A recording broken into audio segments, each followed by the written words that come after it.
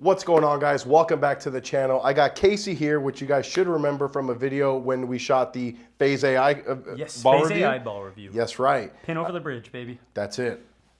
Nice Pin and over easy. the bridge. Right over Today, the we're actually going to be a little bit more science-y, right? We're going to show you, and by we, I mean Casey, is going to show you how to lay out a bowling ball using 2LS. He's going to tell you what tools you need, what information you need to lay out the bowling ball, and then Casey's going to be drilling me here the brand new Onyx Jackal by Motive using the 2LS system. And before we get into any of that, please consider subscribing to the channel. I'm on the way to 50,000 subscribers, which Get in there. We're getting there slowly but surely. You guys can do it. And we can't do it without you, and I would really, really appreciate it. Happy Vlogmas. I don't know what day today is already because we've been doing the 25 videos in December. So please do that. Coolwake.com, promo code Napoles10, get you 10% off your entire order. And I would super appreciate that. So Casey, thank you for joining me in today's video. Yeah, man. Because I was Happy to have you here. Yeah, I was gonna do this solo, and I was like, I don't know enough about 2LS. So Casey learned 2LS. It's kind of a train wreck. It's okay though. We appreciate it. Yeah. Casey actually learned 2LS this morning. Yeah, like just a couple hours ago. No, it's an inside Crash joke. course. It's an inside joke, guys. When I went two-handed, I asked him, I said, hey, Casey, you know anything about 2LS? And of course, everyone in the shop here had something to say. Everyone thought it was freaking hilarious. Only been doing it for a couple weeks. So. Couple weeks, baby. All right, so Casey, you've been drilling my stuff now for about 4 years. Yeah, about 4 years. So 4 years, you've drilled my stuff one-handed as my pap has changed. Now you're drilling my stuff two-handed. Basically, you're the only person that touches my stuff because we got that vibe, whatever you want to call it. So what do the people need to lay out the bowling ball for a 2LS? First and foremost, we have to have our positive access point. With our positive access point, we can determine what our lightning arc is. Storm has a beautiful chart that's already been given out that has some different points for your positive access point, up, down, left, right. And you can kind of make your assessment on what your lightning arc is based on that. We need that information, and then after that, we'll need a quarter scale pencil and an arc ruler. Yeah, so we're not going to dive too deep into the lightning arc. Just know that you need to have the lightning arc, which you can find on Storm's website. Yep. So what happens if I don't know my positive access point? Can you lay out a bowling ball accurately without your positive access point? Accurately, no, but we can make a positive assessment on what you're doing. We can kind of get an idea of what's going on and make an educated guess, but too accurately, not necessarily. So would you agree that it's important for the viewers watching to go out there and get their positive access point measured? Most definitely. How long does that Positive take, access point is, give or take? It's important, imperative. It only takes a few shots. Generally, a good pro shop operator can have that done in just a few minutes. So Casey will do it in 30 seconds.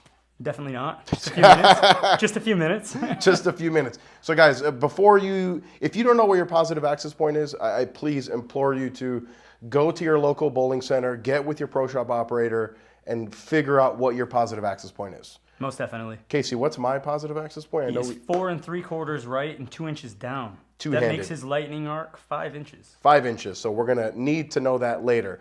So we have a quarter scale here. We have a pretty amazing pencil, and we have our arc ruler. If your pro shop operator doesn't have these things, find a new pro shop operator is my recommendation to all of you watching. I would say the one thing that is not absolutely necessary would be the arc ruler, but the arc ruler does make this so much easier. Just much simpler to draw arcs. Agreed. Yeah, agreed. So we've been laying out my strong stuff, like the physics blackout, with a 5.5 inch pin. I believe it's been 5.5 by 4.5 by 4. So that 4.5 has been our mass bias to positive access point distance. And then the 4 inches has been our pin to center or grip distance. And the 5.5 is pin to pap. Pin to pap for our first number. So yes, sir. Before we start showing you how to do all these arcs and how to lay out the bowling ball, can we, not very in-depth, crazy over the top where people won't get it, what do the numbers signify? Because the first number is 5.5, and that means pin to positive access point. This essentially dictates the amount of flare that our ball is going to have. It's something that it does operate on a bell curve, with 3 3/8 being like the top of said curve. and all of these other numbers away from it kind of starting to go down. So 3 and 3/8 is the top. The most flare potential that our bowling ball is going to have. And you said the perfect word, potential. Yeah. Just because you drill a ball 3 and 3/8 doesn't mean that it's going to automatically hook a ton, right? 100%. The potential. So 3 and 3/8, and I'm at 5.5, which is pretty low on that curve. Yeah, we're on the other side of it, definitely. Is that because I am more rev dominant now? He is higher RPMs and lower ball speed. Imagine that. Jeez. Tends to be a little more around the ball too, so it kind of makes the ball really want to get a little more sideways off the friction. Okay, so the first number, pin to positive axis point, Yes. right? That's going to determine the flare potential of the bowling ball. What's the second number? Our second number is the mass bias to PAP. This is also going to have an impact on flare potential. We're going to see a greater impact with asymmetric balls than we will with symmetric balls, but this is definitely going to be an important factor when laying out balls. Okay, so this jackal is asymmetric, right? Yes. Let's say, for example, we were drilling a 900 global exponent. Symmetric ball. Symmetric ball. Mid-range, medium diff. So what do we do if it doesn't have a mass bias? We can generally go in a range from 3 to 5 inches, and it tends to be pretty safe for most bowling balls. But obviously with the bowling balls without a mass bias, we're just going to draw our line. We're going to get 6 3/4 away from that pin. We're going to make a small mark, and we're going to have a faux mass bias. Where it would be. Yes. So we're going to draw a line from the pin through the CG, 6 3/8 or 6 3/4 inches. 6 away from the pin. 3/4 inches away, and that would be the de facto mass bias. Yes. Okay, so now we know what the second number is. CG to positive axis point also influences hook potential or the flare potential of the bowling ball? On asymmetric balls, it's going to have a bigger impact than it will on symmetric balls, but it's going to have an impact on all bowling balls. All right, so now we know what the second number is. What is the third number on the 2LS? The third number is going to be pin to center of grip. This is probably the second most important factor when we're laying out bowling balls. This pin to center of grip is also a big impact with flare potential. It's going to also change when we see the ball want to change directions. Like, is it going to be a little sharper and sooner? Is it going to be a little more delayed, a little more left facing? Now, just by what you're saying, that sounds a lot like the Val Angle from Dual Angles. It's identical to a Val Angle. Okay, perfect. Yeah, just because people might be coming here from the old Dual Angle times. So, and that goes on a scale from like 0 inches to 5 inches, 6 inches. Ultimately, up to like whatever number of inches we kind of get to. But yeah, generally we see it from, like a 1.5 to 2, being like on a very, very small area, a large change of direction, a quick change of direction. When we get those pin to center grips longer, we tend to see smoother, slower types of reactions. All right, so Casey, if you had to, in order of importance of what each of these numbers mean. So now we know what the first number is, the second number, and the third number. As far as ball motion or anything like that. First and foremost, positive axis point. That's definitely the big factor when we're talking about flare potential or hook potential. Number 2, I definitely believe pin to center of grip is going to be the next most important factor. It's important with every ball we drill. It's going to be even more important if we don't have a thumb in it, but that is definitely the second most important factor. Third being our mass bias to PAP distance. This is obviously going to be a bigger factor on the asymmetric balls, like we've already noted. And then fourth, as like a caveat, will be like our drilled depth of the holes. And naturally, the standard we want to kind of stay at is around 2 inches, with a little variance changing motion. Cool.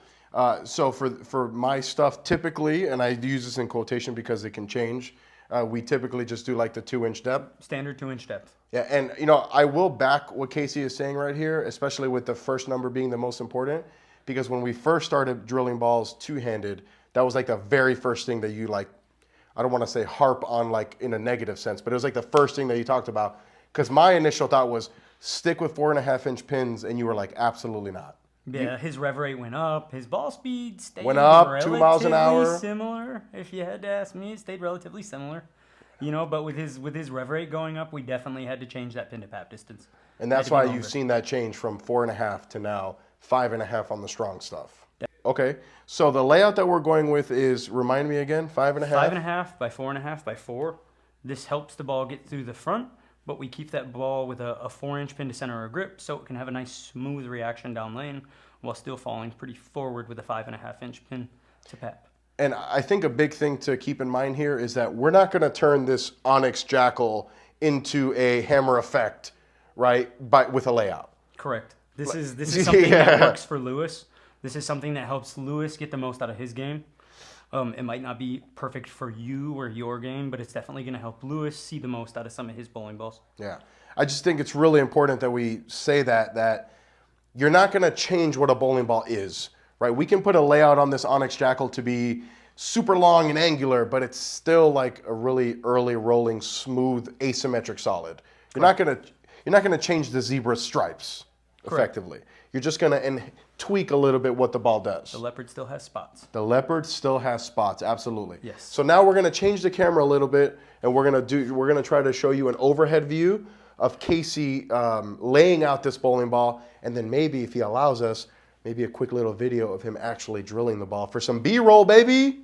Heck yeah, let's get to it. All right, Casey, I appreciate it. Give me some knuckles. Insert some. All right, guys, so here we are with a little overhead view. This is the best that we can do. I think it looks pretty good. The lighting in here is pretty solid.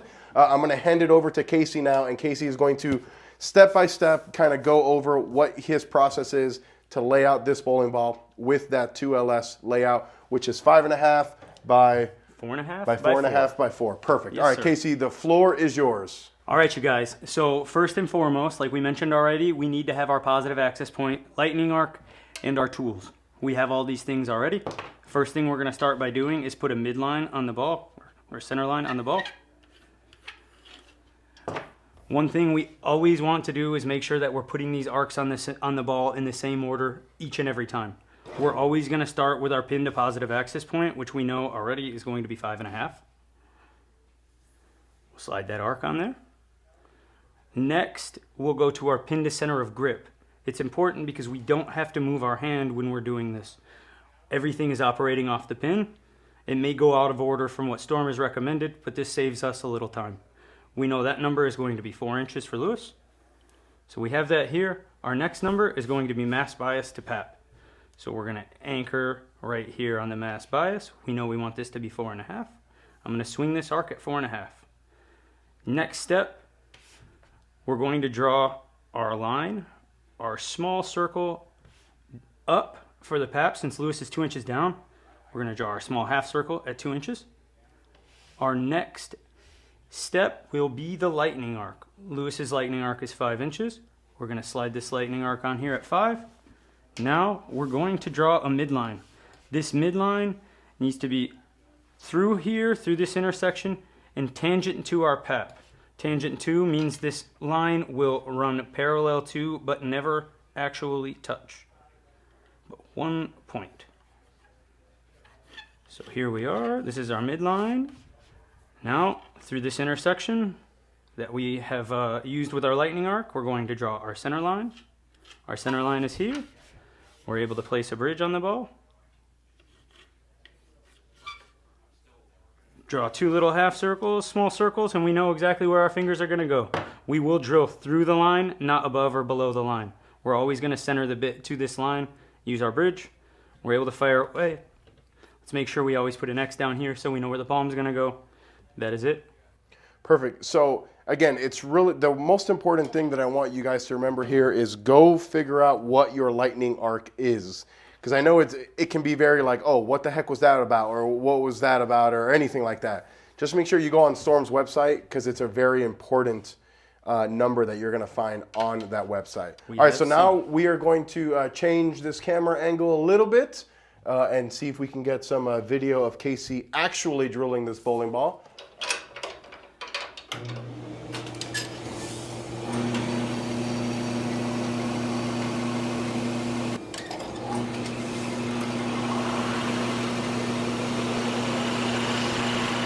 All right, so now we're all done. The Onyx Jackal is drilled. Casey went in depth into telling you what all these numbers mean. We saw the video of him showing us step by step how to lay out this bowling ball, and now it's drilled. I can't wait, honestly, to throw this ball.